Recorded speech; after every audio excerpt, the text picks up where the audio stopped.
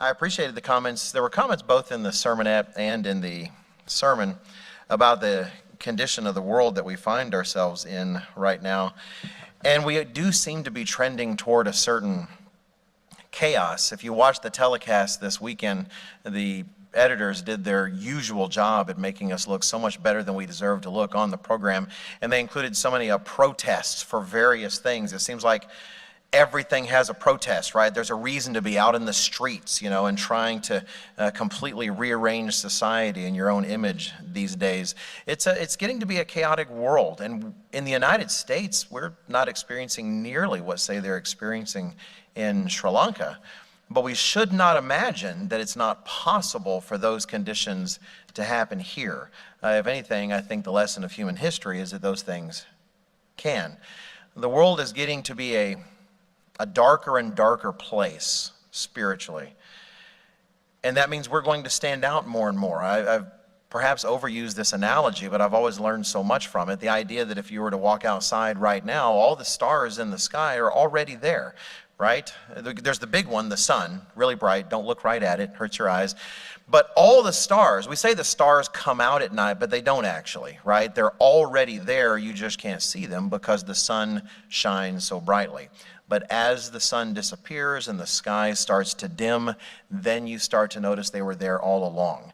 And many of us go through this world and we're not noticed so much. But as the world continues to get spiritually darker, we will begin to stand out all the more, and we will be noticed. You will be noticed. I will be noticed. But I'd like to ask the question at the beginning to set the stage. Noticed for what? Noticed for what exactly? There are individuals out there that are clamoring for attention. They've got signs and they're surrounding right now, for instance, the homes of the Supreme Court judges, out there on the steps of the Supreme Court itself, people who go to Washington, you go to downtown in various places. We've had sort of a culture of increased protest since the summer perhaps of 2020. All sorts of causes, whether it's causes that some of you might be sympathetic towards and some we might be less sympathetic towards. There was the Black Lives Matter protest in the 2020s. There was the trucker convoy protest about vaccines in just recently in Canada.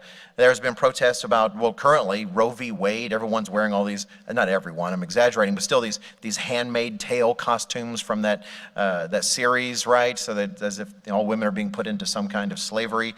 You've got protests concerning transsexual rights or transgender rights as they're called. You've got people protesting the opposite of that. You've just got this kind of protest culture, people wanting to be noticed because they have a message. And in the face of such antics, even though we have strong and firm beliefs, we might tend to think of ourselves as the non-radicals, right? It's like everyone's radicalized out in the world, increasingly being radicalized, but we're not. We can easily feel that we are the non-radicals, if you will. Sort of the calm ones, right? The ones who aren't radical. But I'd actually like to suggest today, really at the heart of the sermon is this suggestion, that that's not true. We actually, if we're living the life Jesus Christ asks of us, are far more radical than anything you see on the news today. Our faith is an extremely radical faith. It's difficult when you talk about radical and faith, when people often think of Islamic extremism and individuals being beheaded and these terrible things. And don't get me wrong, that's very radical. But I would like to argue in many ways our faith truly is far more radical than that. And it might be easy to land on some ideas or to pluck the low-hanging fruit in trying to confirm that. For instance, you might think of the fact that we keep the Sabbath and take it seriously instead of Sunday or some other day. Or you might think of the fact that we don't keep the major holidays that the rest of the world does, even those that consider themselves Christian. We keep the holy days in the Bible, and we're out there pointing out that all those other holidays, there are so many pagan origins to those holidays. And don't get me wrong, that is radical in a certain sense. I'm not trying to dismiss that. But at the same time, let's say keeping the Sabbath, taking the Sabbath seriously, Well, the conservative side, your fellas out there like Ben Shapiro, Dennis Prager, right? Two good Jews, they might go, yeah, all right, look, here's some Christians who get it. They know they're keeping the Sabbath. Or even calling Christmas a pagan holiday. That could get you an interview on MSNBC with Rachel Maddow. We have with us today a Christian who says Christian is pagan and all these Christians are wrong, and they might be ready to pat you on the back. I'm not saying those things aren't radical. They are things that illustrate our faith to the world. But I'd like to focus more narrowly today on particular radical elements of our faith that do push against the world. In fact, they push inward as well. They push against our human nature in a fairly extreme way. And I'd like to argue that in our day-to-day lives, it is these things that have some of the most potential to make us stand out in the way that Jesus Christ would have us stand out. They come across, frankly, as almost inhuman in a sense, because they go so directly and radically contrary to everything that human nature would demand of us. So I'd like to focus on those things today, and my title is Our Radical Faith. Our Radical Faith.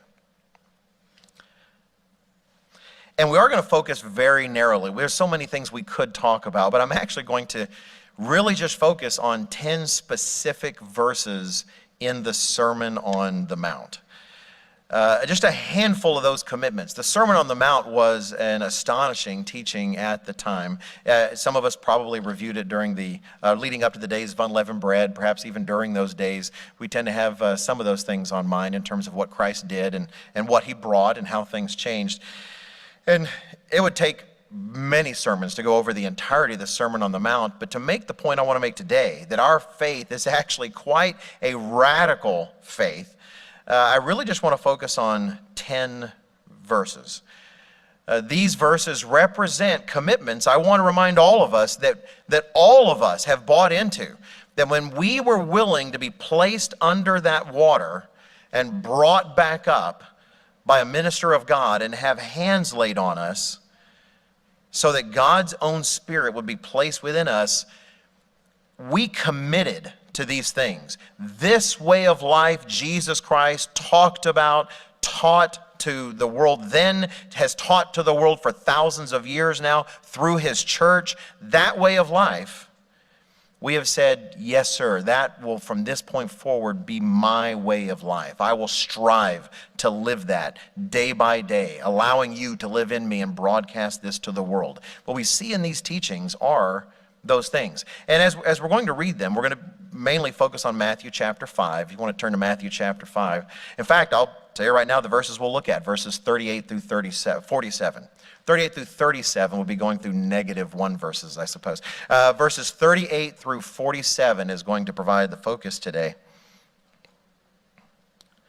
And we will be going to other verses as well, so if you have a marker in your Bible of some sort, you might put it right there in Matthew chapter 5. Starting around verse 38. If you don't have a marker, keeping a finger there is really awkward. You've done it, right? I've tried to do that because we'll be moving around, so maybe you want to, I don't know, rip the marker out of someone else's Bible and put it in yours. No, that would actually go against many of the things we're going to talk about today. Don't do that. But still, you might want to keep note of it somehow. We're going to be coming back to Matthew chapter 5, starting in verse 38 and going through verse 47. But I'll launch right into the first item, and it's a little difficult because the message of even these 10 verses, they sort of blend together. There's an overall picture that all of them communicate together that it's a little difficult if you really want to focus on each individual verse or collection of verses as if they say something distinct. So if the things we say today tend to overlap, that's not necessarily wrong. That's partially by design. This passage goes very well together as a complete whole. Well, let's jump right in Matthew chapter 5 and verse 38 and look at the radical nature of this. We start in verse 38. Jesus Christ said to the crowds and says to us, and Jesus Christ in us continues to say this. Verse 38, you have heard that it was said, an eye for an eye and a tooth for a tooth. But I tell you not to resist an evil person, but whoever slaps you on your right cheek, turn to him the other also.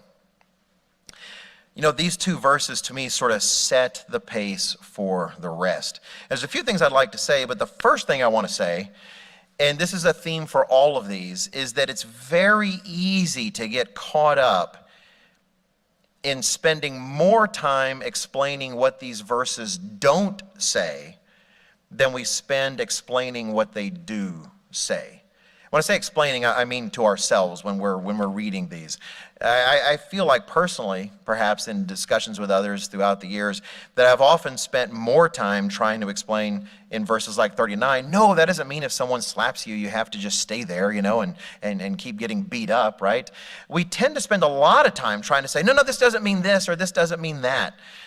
But at the same time, God didn't put these things in the Bible for us to simply try to resist the misunderstanding, right? He didn't put these in the Bible simply thinking, oh, this is going to be great. They're going to struggle with this for a long time, and they're finally going to realize what this verse doesn't mean.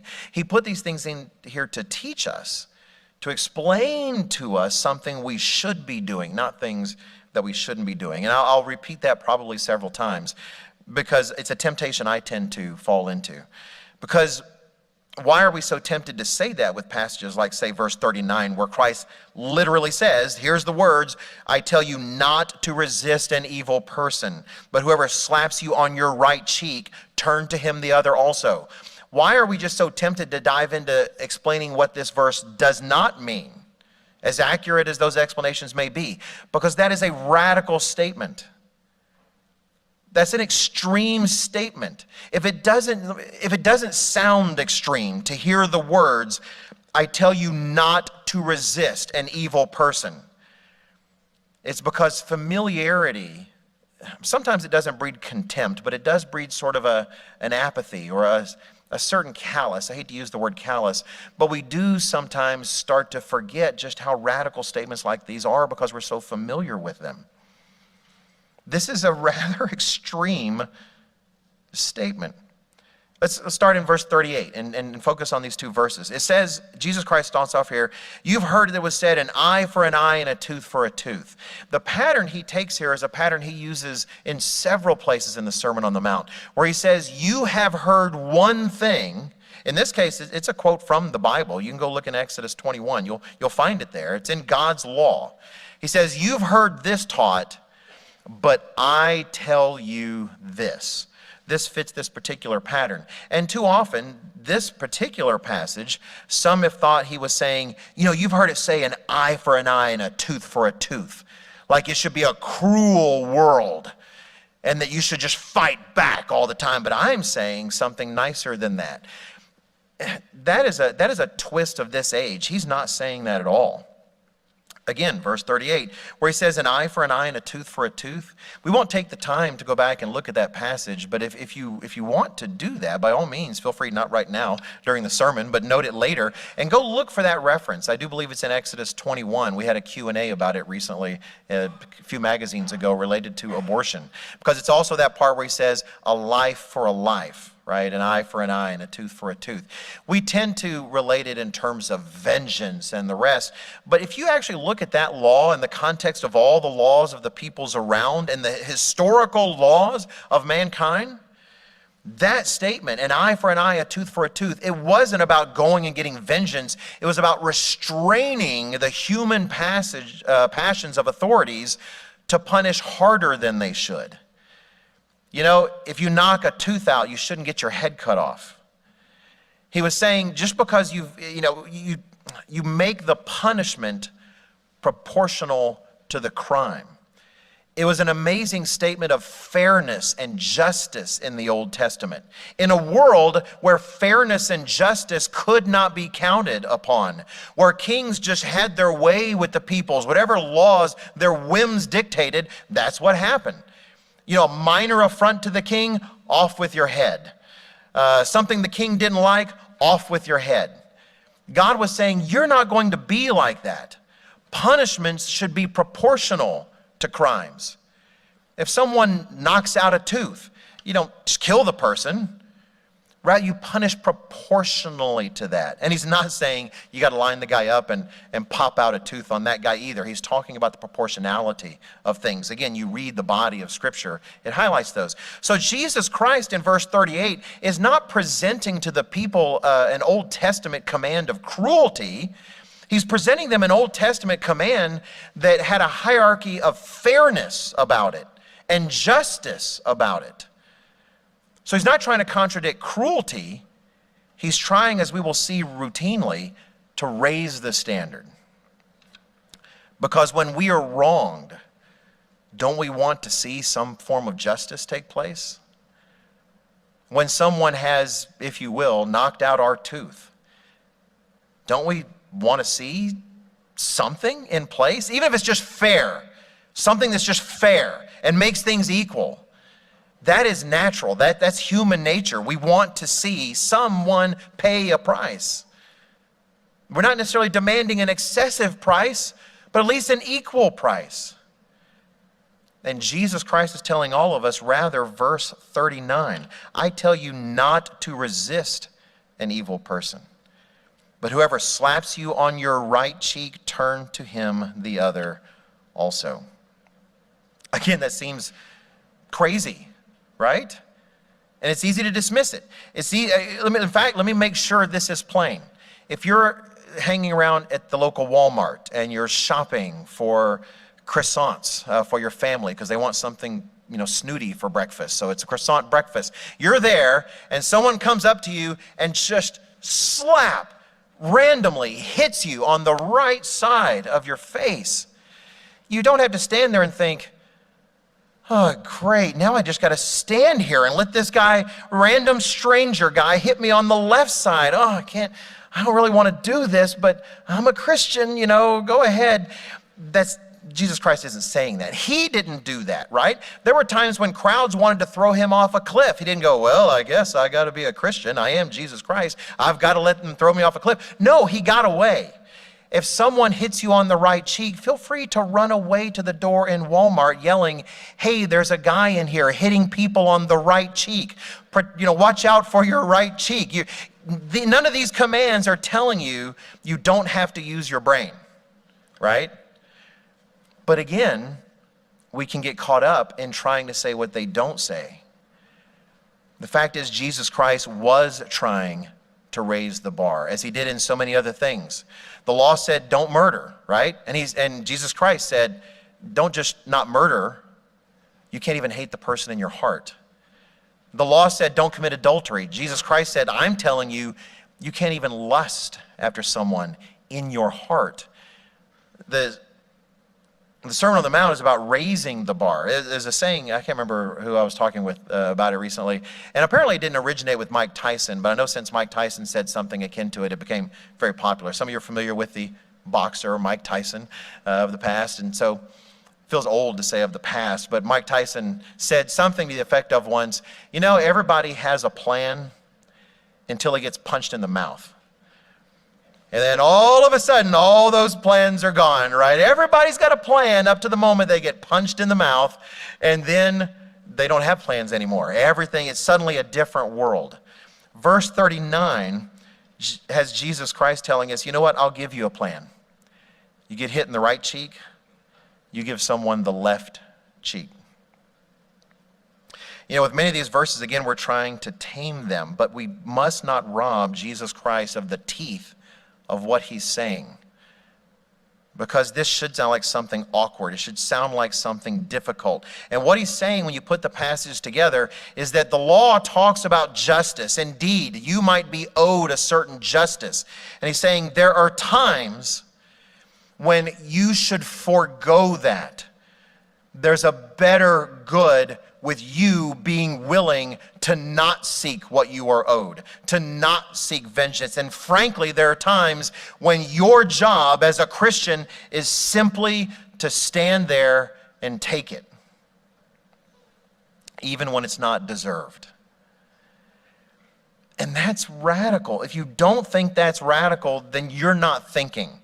There's nothing in human nature that says sometimes when you're being persecuted, your job is to stand there and take it. Sometimes when you've experienced a wrong, your job is to stand there and take it. Nothing in us says that. But as we'll see in so many of these things, the one who tells us that in this passage did that himself. He went through this himself. He was tortured. He was beaten for things he did not deserve, and he did not speak a word truly in his own defense, because there was something larger at stake. We should not rob Christ of the force of what he's saying.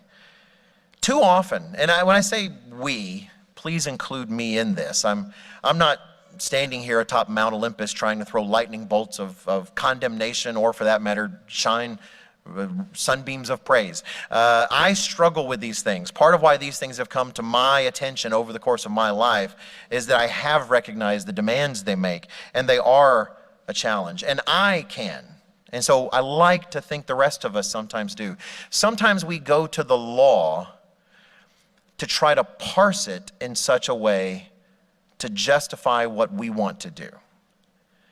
We go to look for what we can in the law to justify the stance we want to take, or the action we're considering, or the worldview we like, when perhaps we've been told in some way that it's not as Christian as we think it is. Let me give an example. Again, we'll be coming back to Matthew 5, but turn to Exodus chapter 20. And let's discuss a long time teaching of the church.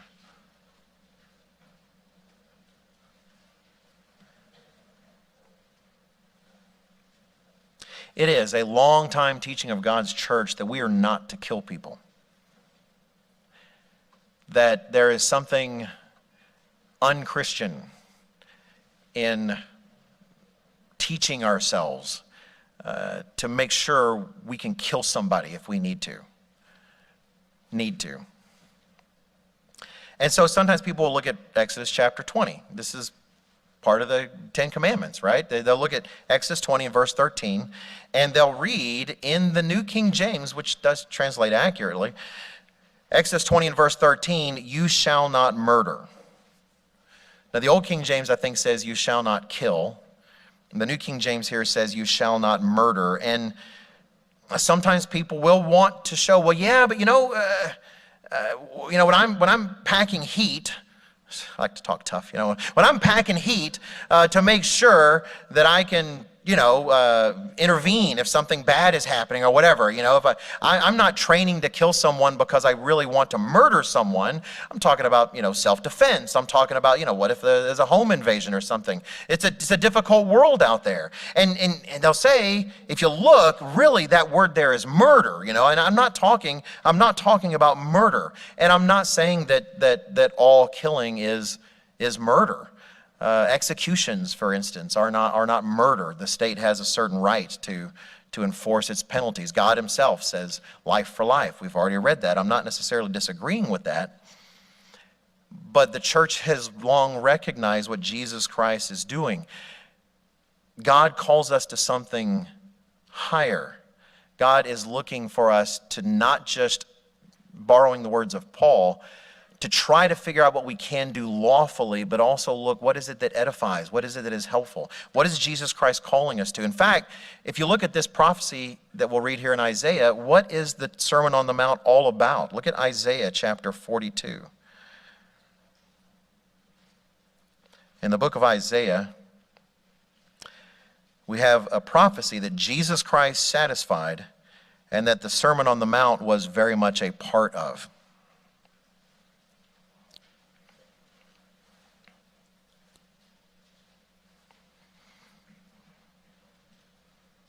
Isaiah chapter 42 and verse 21. Here in the New King James it reads in Isaiah 42 and verse 21, the Eternal is well pleased for his righteousness' sake. He, speaking of Christ, the one to come, will exalt the law and make it honorable. A long time teaching of the church is that Christ didn't do away with the law. He magnified it. And other translations use the word magnify there. The King James Version, the Old King James says magnify the law. The English Standard Version says that he will magnify the law and make it glorious. That Jesus Christ didn't come to do away with the law. He came to raise the bar. He came to tell his people, those who would claim his name, that they're to seek the spirit of these laws, not just the letter, not just to look at what the letter allows and such, but to seek to have within their beating hearts the spirit of this law, and to hold themselves to a higher standard than those who are looking for excuses. God isn't looking for people seeking to keep the bar low. He's looking for a people that are willing to take up the challenge of embracing a higher bar. He's not looking for people who just want to argue, I'm justified to act in this way. This person did this person did this. He's looking for someone to act like he did, who held himself back from so many things he would have been justified in doing. His whole purpose for being here was to save a people who did not deserve it. It says in Romans that he died for us while we were still sinners. He died for you, he died for me, not because he looked at us and said, well, I've just got to go down and save that person there. From everything they've done, I'm obligated to go down. He did it because he loves us, even when we were not yet lovable in that sense. Again, going back to Matthew chapter 5 and verse 39.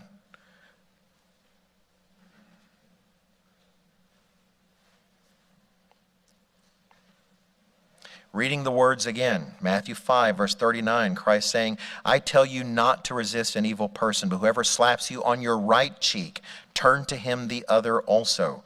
Let's jump ahead a bit and add to that verse 43, starting in verse 43. Christ says, this is verse 43, you have heard that it was said, you shall love your neighbor and hate your enemy. But I say to you, love your enemies. Bless those who curse you. Do good to those who hate you. And pray for those who spitefully use you and persecute you. And it doesn't mean pray for them as, I pray, Father, that every lightning bolt in the 5-mile radius of this person will strike him, and turn him to dust. It's talking about blessing them, actually doing good to the people who hate you. Let me ask you sincerely to meditate on, as I struggle to meditate on, when I read these verses, love your enemies, bless those who curse you, do good to those who hate you, pray for those who spitefully use you and persecute you. How can we reconcile these verses with spending hours training how to put a bullet through someone to kill them? How can someone look at these verses, sincerely claiming to be a follower of Christ, and say, yes, I believe in these verses, but I do dedicate a good part of each week to making sure I can kill people? Brethren, there are quote-unquote Christians out there, mainstream Christians. Well, I say mainstream. One that comes to mind is Glenn Beck, and I guess he wouldn't technically be mainstream. I think he's a Mormon. If he's not, you can tell me in the second resurrection. But regardless, I know out there he seems like a really good person. I used to listen to him on the radio a lot, Glenn Beck, back before he had TV and streaming channels and such. And I really liked some things about what he would say, really, because he seemed like different than many other political commentators, because he would focus on principles and talk about some things that were a little more fundamental, and I always appreciated that. Then eventually, word sort of spread about him. He got I think he was on Fox for a while, and then he wasn't. Then he had his own streaming network and does things, and he's got commercials because you got to pay for stuff. And I'm not even knocking him. I hope this is clear. I'm not knocking him for this. You don't know what you don't know. But I remember at least, I don't know, it's been 3 or 4 years ago now, but watching some of that and seeing how many commercials, it just seemed so many of his commercials were about ammo. And buying ammo, and make sure you had a lot of ammo right in your basement. They're always concerned, what if the Second Amendment, they start circumventing the Second Amendment, and suddenly you can't get ammo when you really want some. You want to drive up ammunition sales, start put someone in office who thinks they might be removing or somehow trying to circumvent what are interpreted as the freedoms concerning the Second Amendment. And, we can see those things, and these people can be appealing to us. But brethren, are we allowing them to influence us versus remembering that Christ called us to influence them? These are not Christians. They can say so many right things on television. They can say so many right things on our talk shows, on the radio, but they are not following Jesus Christ. They're following another Jesus Christ. These are things we know. These are things we've taught for years. We know them, but we can momentarily sometimes forget them because we're just so grateful to hear a program that seems to get it in some way. It's like, oh, this guy understands. He understands the importance of family, or he understands that it's moral problems in the world and not just economic. And the devil is just as delighted if we're drawn to that, so we start buying in their ideals, as he would be if we're drawing in anything else, as long as it's pulling us away from the truth. He would love for us to start defining what is true in the Bible based on what the very convincing unconverted say in the world. Let me actually challenge you with this. Think about this if you haven't thought about this before. Let's say we're in a terrible circumstance. Let's say, you've got enough, if you're a formula, we got the formula shortages right now. So let's say you really need baby formula for some reason and you've got enough, and then other families start showing up with their babies because they don't have enough. Is it time for you or your husband to get the rifle and stand by the door and tell them to go seek it elsewhere? Is that the exact example Jesus Christ wants his people to give the world in hard times? Or is it a willingness to share at risk, praying that perhaps God will multiply our formula like the loaves and the fishes, but because he's given us what we have to do something more than just preserve our own lives with, but to set an example that no other humans in the world would set because they don't have God's Spirit.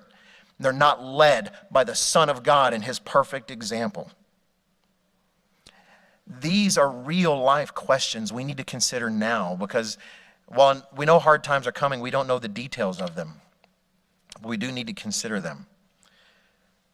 We need to ask ourselves, to be actively training to kill another human being, can I actually reconcile that with the teachings of Jesus Christ? I remember being in a wonderful spokesman club once. I won't go into the details. I'll be glad to tell you individually. It was great. I always loved table topics in spokesman club because the guy asking the questions could think of a really hard question, and then the minister had to get up and answer it. It was a lot of fun. We're going to get the minister today. We're going to get this really crunchy question. And then one day I was the minister, and I didn't like that so much anymore. I didn't like having to go up and give the right answer. Suddenly there's a lot more accountability. But I remember in particular a spokesman club I was in Dallas, and it was a question that you could tell the guy asking it, he was doing his best to craft a scenario where you would shoot somebody. He was doing his job to try to put everybody on the spot, and it went to ludicrous proportions. I won't go into the details, but he was doing his best to try to create this scenario where you would have to conclude the right thing is to shoot this guy and try to kill him. And I was looking forward to Mr. O'Gwin getting up and giving, the answer, because I knew, it's not me, it's somebody else. That'll never be me. But anyway, so there he was, and he had to give the answer. And his answer was actually, now that I think about it, astonishingly similar to Mike Tyson's. I don't know what to think about that. But it had the wisdom that Mike Tyson couldn't bring. He said, you can have all your plans, and you can reason out what you would do in one of those terrifying moments. But he said, honestly, when that moment actually occurs, all those plans go out the window. What you end up doing in that moment is a reflection of the relationship you have built with God and Jesus Christ in the years leading up to that moment.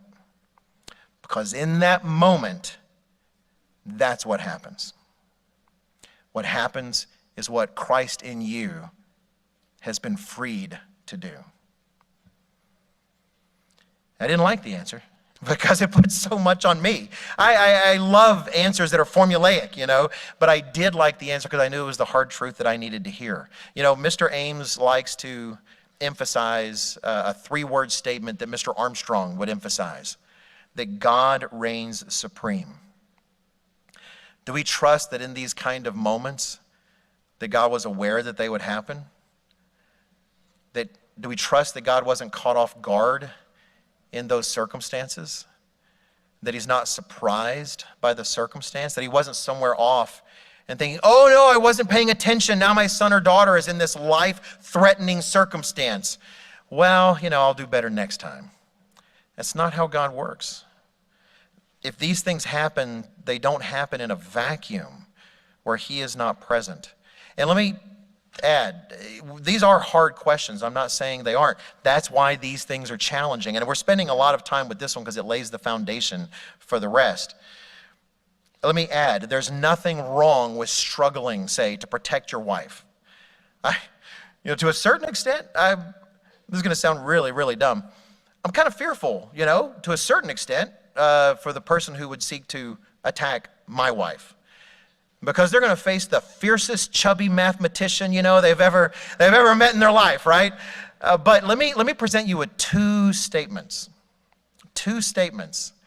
And I hope you see the difference between them, because it's meant to be a difference that reflects something internally. First statement: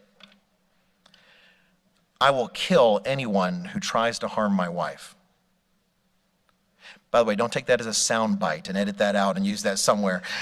So first statement, this statement: I will kill anyone who tries to harm my wife. Second statement: anyone who wants to harm my wife would have to do so over my dead body. There's a subtle difference, maybe not so subtle, but there's a difference between the two. Again, there are people out there with whom we sympathize who would tell us that we have certain responsibilities in that case. Let me ask you, how many of you can name a passage in Scripture where we see our first century brothers and sisters in the faith really arming up and stocking up so they can defend themselves against Rome? I can't find one. What I do see are examples of zealots and others being called out of that way of life to what Jesus Christ has to offer. And it's something different. And brothers and sisters in the faith, all of us think, I understand sometimes we think this is a harsh, virtually persecuting culture we have right now. Rome, under which our first century brothers and sisters lived under tyranny where our brothers and sisters were tied to stakes and set on fire by Emperor Nero to illuminate his gardens and his games. To think that somehow we should be taking some kind of measures that they never took makes no sense to me. I do not see it reflected in the words of the Bible. God does call us to be radicals, brethren. But does he call us to be radicals on behalf of the Second Amendment? Or does he call us to be radicals on behalf of Jesus Christ? That was a lot on a few verses. Let's take a look at verse 40. Let's move to another set. Matthew chapter 5 and verse 40. Another one.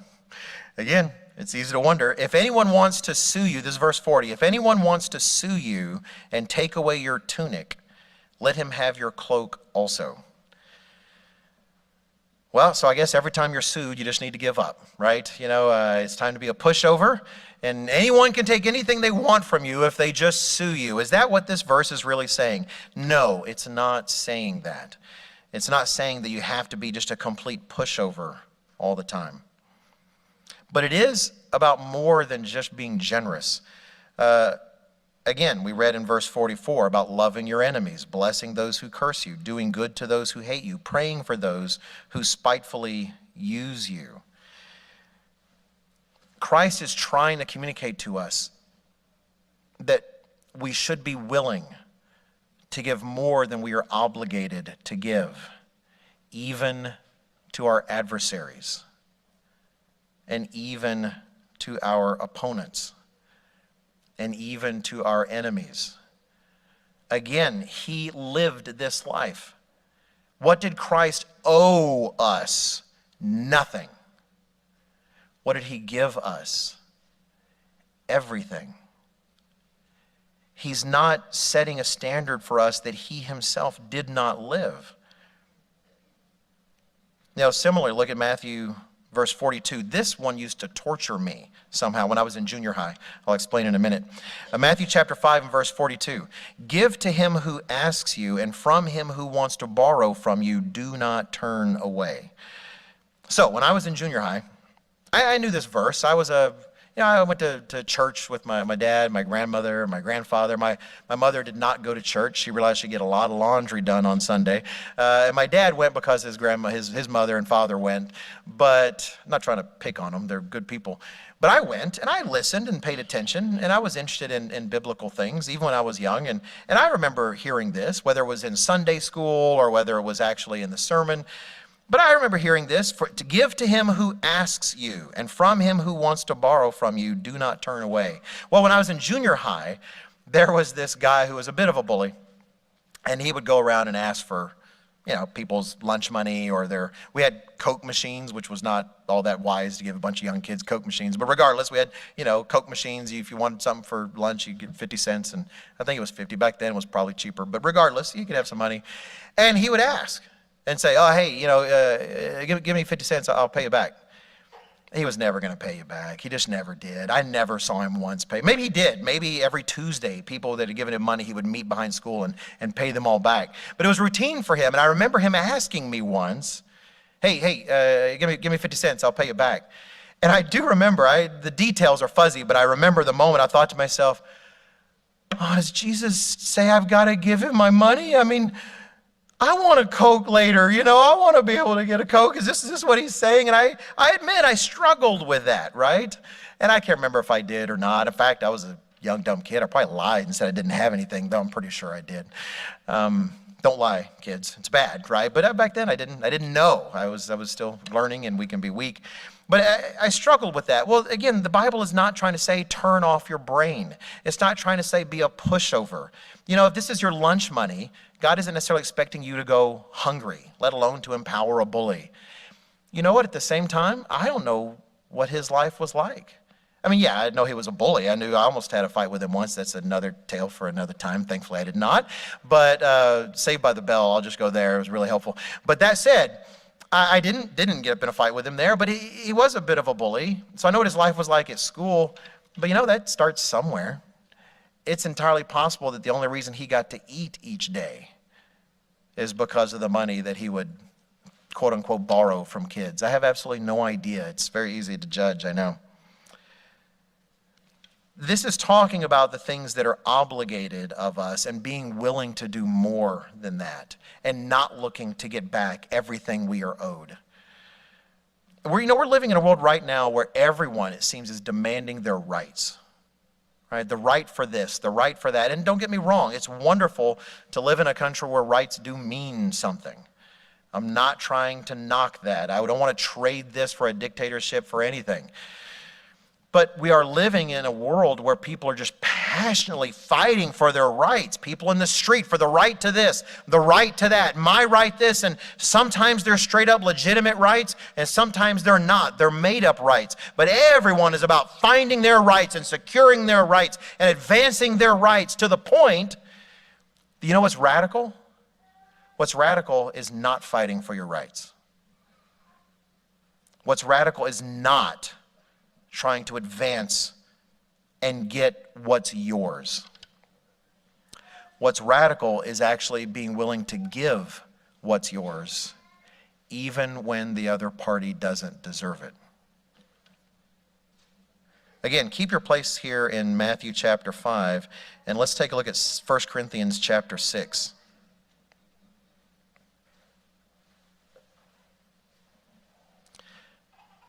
Paul's in a particular circumstance with Corinth, and he's trying to instruct them about things, and things were pretty messed up in Corinth. 1 Corinthians is one of those letters I feel like has so much to say to the United States and the modern state of things.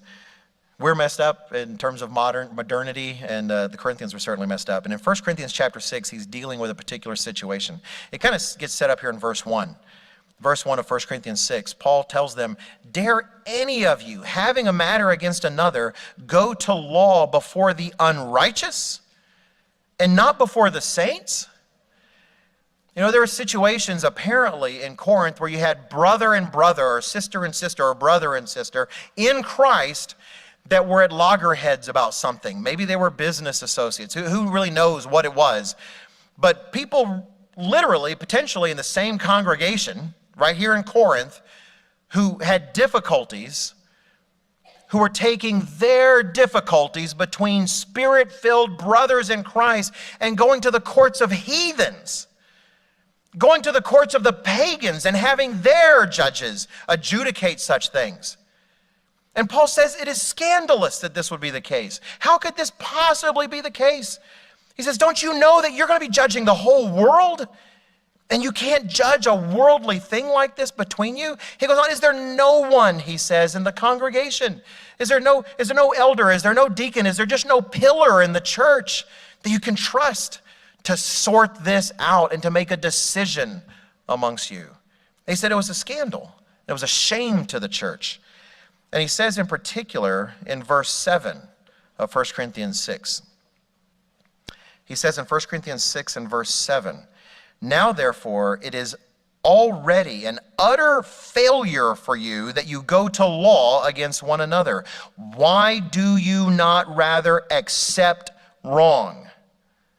Why do you not rather let yourselves be cheated?" You don't have to raise your hand or anything, but I hope that please you can affirm in some way in your mind and in your heart that that sounds radical. That is the opposite of human nature. That this is a radical thing for someone to tell someone. To me, Paul is as bold as all get out. Do they say that in North Carolina? In Texas, we would say as all get out. But to me, Paul is as bold as all get out to say, you know what? You know what I'm telling you? Instead of doing this, why don't you just accept being cheated? Why don't you just accept being wronged?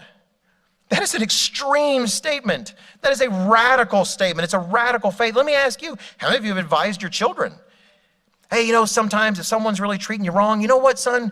Yeah, just accept that. You know, just go ahead and accept that and put up with that. Well, of course, we don't tell them that. They need to seek out help. They need to seek out someone. And yet at the same time, I would not have realized how often I say this. I would say this as a parent until I had been one.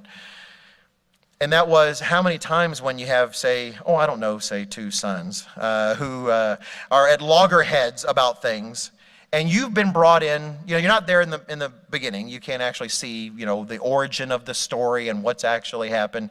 All you know is that both of them are upset and both of them feel completely wronged by the other one. And so you realize, well, it's time to put on my King Solomon hat, you know, and you come in to do your best to sort through it all. And then you realize, yeah, I don't have what it takes. There's no way I'm going to sort through this knot. You know, they've tied in terms of their wrongs and their rights and their emotions. They're much better now, by the way. They're much older. But regardless, you know, those things, and you're doing your best. And I found so often the advice I would give was, look, just if just one of you chooses to be the adult, then all this gets better. By saying that, what I really meant to say, what I should have said perhaps, was if one of you would choose to be the Christian. If one of you would choose the 1 Corinthians 6-7 path, that sometimes the greater good is achieved simply by accepting a wrong and simply by letting yourself be cheated. It doesn't mean you're a pushover. I would argue that in those moments it takes wisdom to realize that's necessary, a wisdom most people don't have.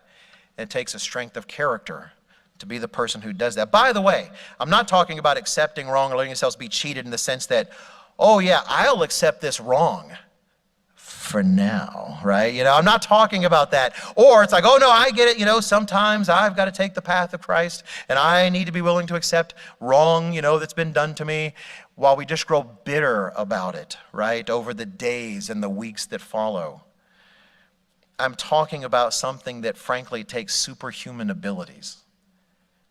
You know, we have Pentecost that's coming up. I hope that some of what we're talking about today helps us to appreciate the fact that God has not abandoned us to these kind of standards that seem humanly impossible. The logic that sometimes to win we need to be willing to lose, you don't see that logic in the corporate world. You don't see that virtually any place else other than the actual body of Christ. It takes abilities that are beyond human. But that is what God expects us to realize sometimes.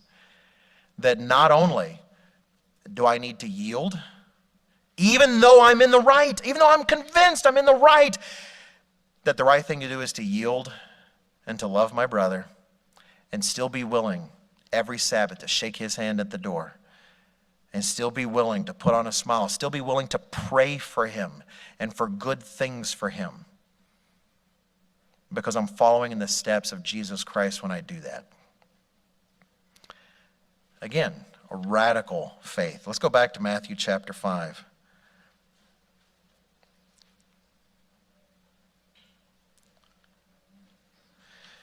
And let's look at another similar passage, actually one we just skipped over a moment ago in this collection of 10, verse 41. Matthew 5 and verse 41. Jesus Christ says, "Whoever compels you to go 1 mile, go with him 2." Now, I always thought this was interesting, and it's the origin, as best I can tell, of our phrase, going the extra mile. We go the extra mile, right? Which means we go further than we have to. In Jesus Christ's day, this was as best as I understand the history, this was a literal possibility. As in, again, as I have understood and as I read, every once in a while it's good to reconfirm the things you've read, make sure they're facts if they're not in the Bible, and I have not reconfirmed this in a long time. So we have a Roman history expert here to tell you, Smith, you just made that up. Let me know. But I read that when the Roman army was going through various towns and cities, that at times they had the right to compel someone to carry their gear, but for no longer than a mile. Back then, they didn't have like troop carriers that could carry all the munitions and all the rest. They had to carry a lot of that themselves. And so every once in a while, to keep the army fresh, to help them go further, they had the right to take someone and compel them to carry their gear, but only up to a mile. The person had rights as well, and their right was to not have to carry it for more than a mile. Then after that, they could say, you know, I hope this was helpful, I guess. And go, well, thank you very much. And he'd either put it on his back or who knows, maybe he'd grab the next sucker, right? You know, and have him carry it the next mile. But that was the limit of your obligation. Jesus Christ is compelling us in these chapters to ignore the limits of our obligations. And he says, whoever compels you to go 1 mile, you go with him 2. Because you're not like everybody else. You're going to be one of mine, and you're going to go 2.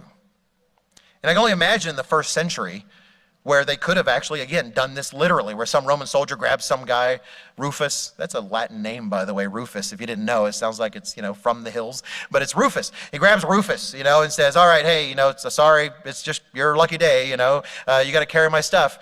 So he gives his stuff to Rufus, and Rufus hoofs it, you know, for a mile. And he says, all right, hey, I really appreciate that for the break, thanks, and it's been a mile. And Rufus says, oh, I'll go another mile if you want. It's like,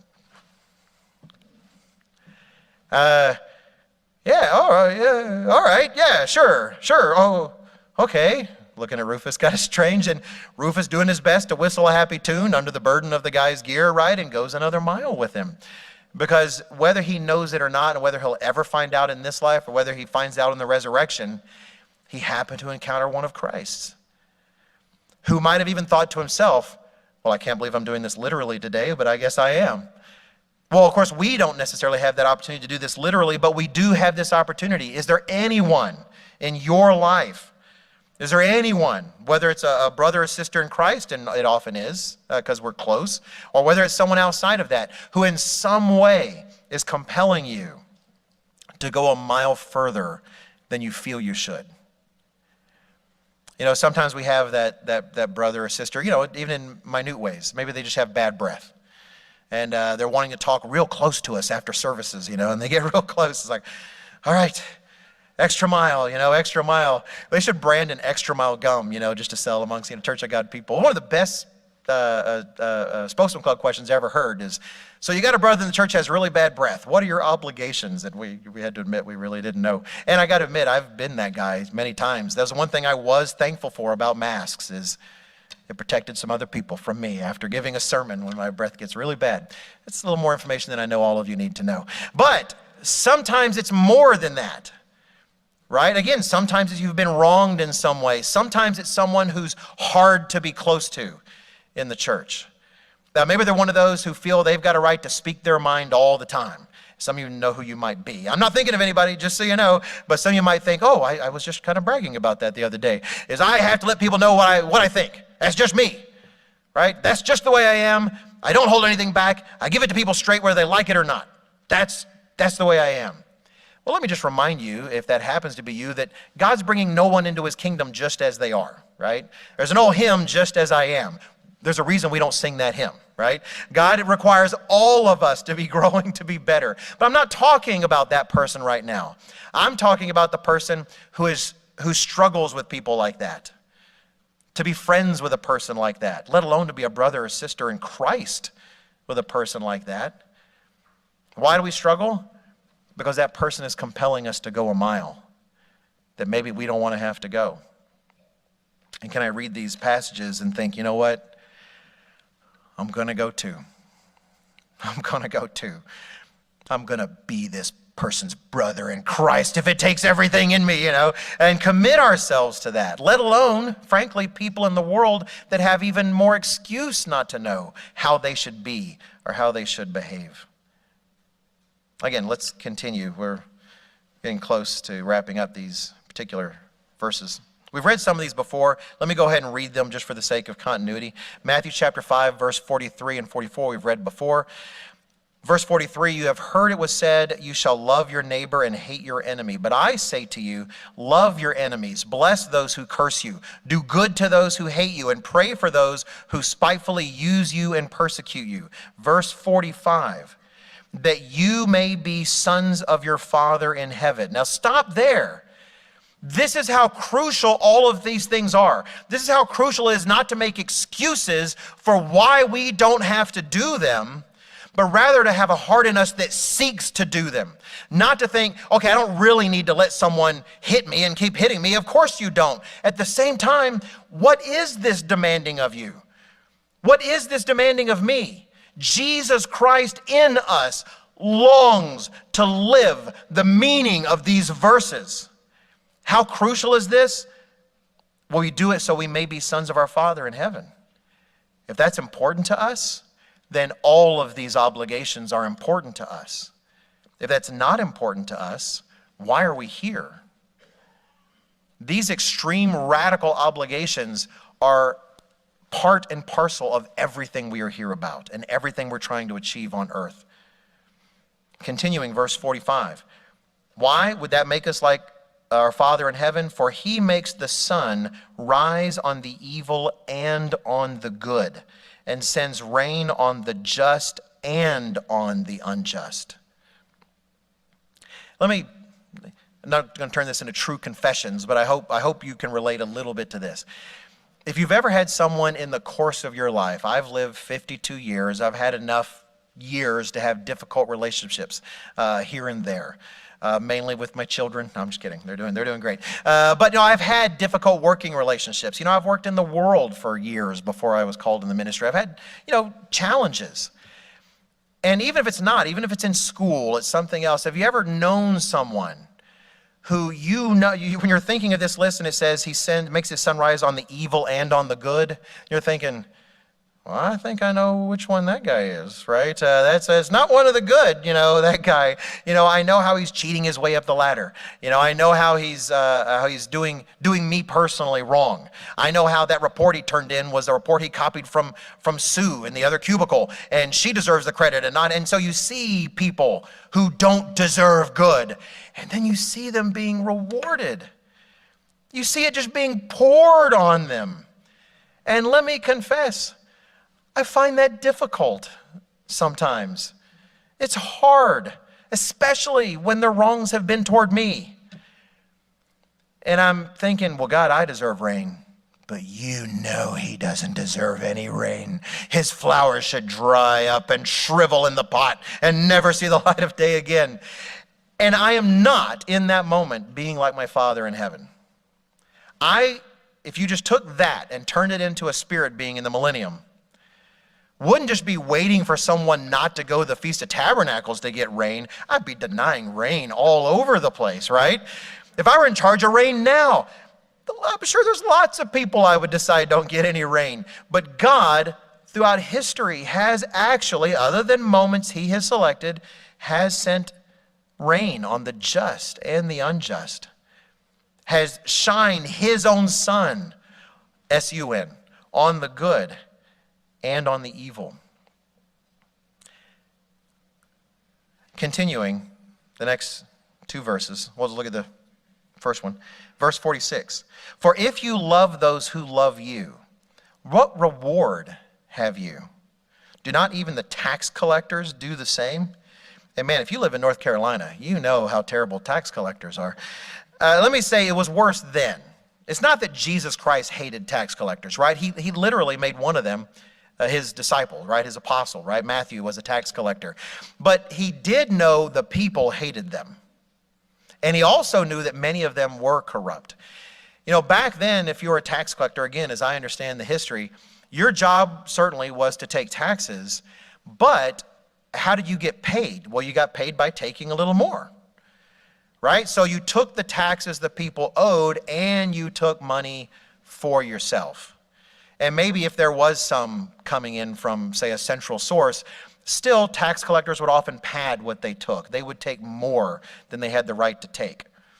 And often these were people who lived in your area. You knew these people. And so when you see Mr. Ceiling Wall there in Nazareth, and you're driving your beat up old donkey, and he's driving this shiny Tesla chariot, right? You know, through town, and you realize, because I'm not trying to make light of this, it is hard when you realize, you know where he got that? You know how he pays for that? He pays for it with the money I didn't have to feed my children this week. He pays for that life with the cries my children give me when they're hungry and I have nothing. That's how people felt about tax collectors. And so when Jesus Christ is here in verse 46, and he asks all of us through the ages, if you love those who love you, what reward do you have? Don't even the tax collectors do that? The people that treat them well, don't they treat those people well? He continues, verse 47, and if you greet your brethren only, what do you do more than other people do? What makes you any different than the rest of the world? Do not even the tax collectors do that? The people you were just cussing out perhaps an hour before, don't even they do those things? Let me actually put it in this context. You know, think about the animal kingdom, in particular dogs.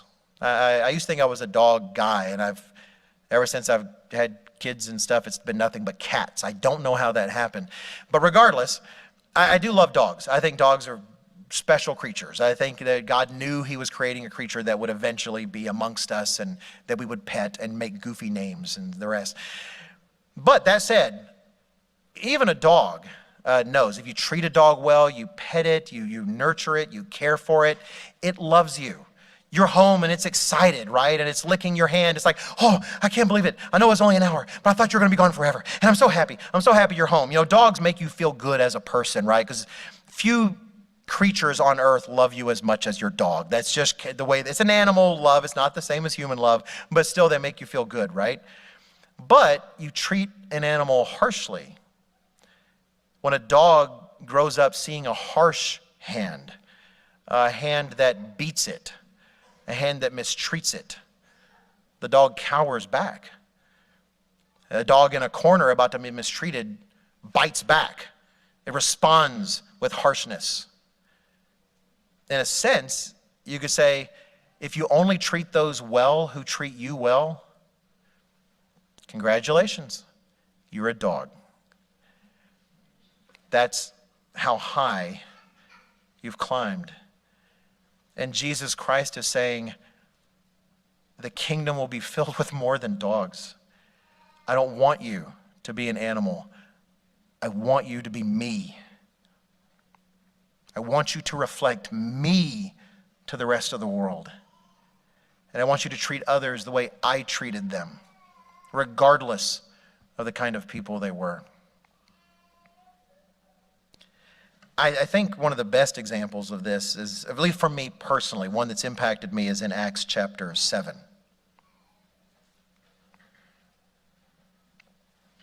In Acts chapter 7, we certainly won't read the entire passage, but it's an example that God saw fit to record for the ages, for all of us. And it's the example of Stephen. Stephen, as a deacon in the church, was in a circumstance where he's talking to the leaders there. He's the Jewish leaders and the Jewish men and women. He's essentially doing the work. He's preaching, he's telling them of their history. And you can read everything that Stephen says, and he's saying nothing but facts. Nothing but facts. Facts that cannot be denied. But the people just get infuriated. They don't want to hear the facts. They don't want to hear these scriptures. They don't want to hear the truth of God. And it's easy to just think of this without really diving into it. And I know some of you probably more so than I, have spent time meditating about Stephen's example. That very likely, as the crowd is getting angrier and angrier, we read they begin gnashing their teeth. That is not a normal human action. You don't gnash your teeth every day. These are people that were furious and they were murderous. And surely some in that crowd he knew. He'd been in synagogue with. Maybe some of the priests he'd even counseled for some reason. He knew some of the faces in that crowd. And as he goes on and on, it says in verse 57, Acts chapter 7, this is after God has given him a vision of Jesus Christ standing at his right hand to really, in a sense, at least for one reason, what an honor, given what he was about to undergo. And God knew what he was about to undergo. It says in Acts chapter 7 and verse 57, once he referred to that vision, it says, they cried out with a loud voice and stopped their ears and ran at him with one accord. And it seems so childish, but aren't there times when you and I want to do that? I will say there's times when I want to do that, when I just want to stop my ears because what I'm hearing is not something I want to hear. Whether it makes me sad or angry, whatever it is, and we just want to be like children, the old stereotype of kid put fingers in his ears, la, la, la, la, la, I can't hear you, I can't hear you. Well, that's essentially what they wanted to do, but it wasn't like a child. They were infuriated at the things they heard. And it says specifically, they cried aloud with a loud voice. That was a cry of murderous intent. They ran at him with one accord, one purpose. That purpose was to kill him. That purpose was to make sure that the man that had so infuriated them never breathed another breath, carrying out words like he had carried out of his mouth. Doing the job Jesus Christ assigned to the church. I don't want to be gruesome, but it's important to understand. They were taking Stephen to be stoned. And that is an unpleasant way to die. It served a purpose in the Old Testament. I don't want to go too far afield, but there were some sins. It's important. It was important for the life of Israel to understand. Sin affects the entire society. And there were some sins that needed to be stopped by death under the Old Covenant. They would corrupt the entire nation if they were allowed. Many of those sins have been allowed in our nation. Many of those sins are exactly why we find ourselves where we are. And there's a community basis to stoning that in its own harsh way, and it was a law of death in a way. Paul talks about that because it was a carnal people God was dealing with. The community was involved in that execution, and it impressed something upon them. It's easy to just paint it as just a bunch of angry crowds, but again, often in the stoning, that was someone the person knew. It was not some pleasurable ordeal. They were not a bloodthirsty people just looking forward to whom to stone. God had a structure and a purpose for that society and civilization to make sure they understood the high price of sin, not just for the person, but for the whole community, and that it cannot be tolerated. But that's not what is going on here. Yes, they're using stoning, they're using whatever excuse they happen to have drum up. This was a crowd passionate about murdering this man. This was cruel, and it was driven by hatred. Hatred for what he was saying that turned into hatred for the person. So as they're doing this, as they're stoning him to death, what does it say of him? Acts chapter 7 and verse 59. It says here in verse 59, and they stoned Stephen as he was calling on God and saying, Lord Jesus, receive my spirit. Let me say, if that's all this said, what a tremendous testimony that would be. I would hope that if I were in a circumstance like that I would have the kind of relationship to God where I was that firm in my faith that I would just recognize this is that moment. God, please receive my spirit. It's yours. It's been yours. It's yours now. Take it. But that's not the end of his testimony. It says in verse 60, then he knelt down, cried out with a loud voice, Lord, do not charge them with this sin. And when he said this, he fell asleep. He died.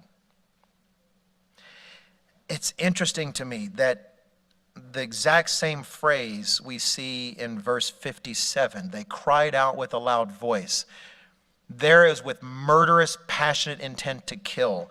And in verse 60, he cries out with a loud voice that is virtually exactly the opposite. Lord, do not charge them with this sin. How many times do we make excuses? Well, I'd forgive so-and-so if he or she apologized. Who is apologizing to Stephen? Stephen didn't have time to make excuses because he was busy living the life his Savior generated within him. He was busy living the words of the Sermon on the Mount. And literally with his last breath, possibly spoken through a bloodied mouth and shattered teeth, asking God not to hold his murderers accountable for the very murder they were inflicting upon him. Going back to the statement we heard earlier, everyone has a plan until they're punched in the mouth. But what was inside Stephen was constant. One rock didn't change it. 100 rocks did not change it. Brethren, we have to understand this is a radical faith. It does go beyond human expectation. In fact, even though it's an 11th verse, let's wrap up with this in Matthew chapter 5. At the end of those 10 verses is this one verse you could consider as a summary. After saying all of these things, Christ says in verse 48 of Matthew chapter 5, at the end of the chapter, therefore you shall be perfect, just as your Father in heaven is perfect. I don't know about you, but that's intimidating to me. That should be intimidating to us. He's literally telling us our goal is to be perfect like Jesus Christ. He's saying, what is your goal in this life? Your goal is my life, is to live like I live, to hold the standards that I hold, the values that I hold, to love other people the way I love other people. Again, verse 48, therefore you shall be perfect, just as your Father in heaven is perfect. That should be intimidating to us. If it's not, it's because we don't understand it. It's because we haven't realized what the fullness of that means. But brethren, as it is intimidating, we have this good news at the end. The very one who commands such things, the very one who has set this kind of standard is willing, who condescends to live inside all of us. And the struggle itself to live these things is transformative. every inch we can near that. Every foot, every bit brings us closer and closer to the standard of Jesus Christ. And that is transformative. And he will not require us to go a millimeter without being there with us to do it. And it is worth it. Because, brethren, this is the only path to eternity. We should not seek to forge another. Let all of us be willing to embrace, brethren, the radical faith that's been given to us by Jesus Christ.